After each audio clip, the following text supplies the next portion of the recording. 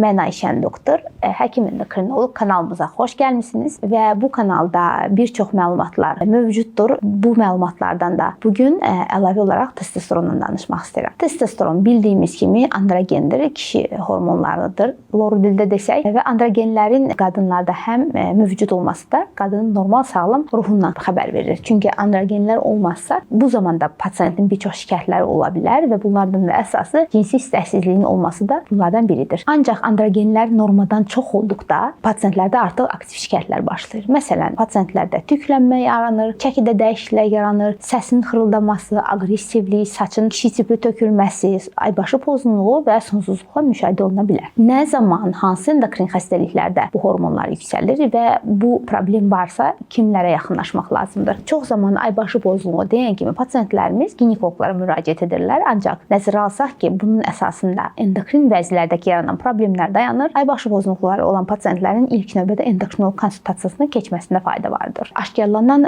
yüksək testosteron hormon səviyyələrinin altında 3 böyük qrup xəstəlik dayana bilər. Birincisi polikistik yumurtalıqlar sindromu, sonra böyrək üstü bəzi şişləri və yumurtalığın şişləri kimi problemlər əsasda dayana bilir. Ona görə də əgər sizdə də testosteron hormonu ilə bağlı problem varsa və yaxud da ki şikayətlərinizin bu hormonun çoxluğu ilə bağlı olduğunu düşünürsünüzsə, bu zaman hər hansı bir dərman müalicəsi başlamamışdan öncə endokrinoloqdan müayinədən keçməniz lazımdır. Çünki hormonlar aybaşı siklinə uyğun verilməsi və hər hansı bir istifadə olunan dərman preparatları ilə bərabər nəzərdə alınmasında vacibdir. Analizlərin interpretasiyası birbaşa həkim endokrinoloqlara məxsusdur. Özünüzə yaxşı baxın. Sonda bir videonun daha çox insana çatması üçün bəyənməyi və paylaşmağı unutmayın. Sağ olun.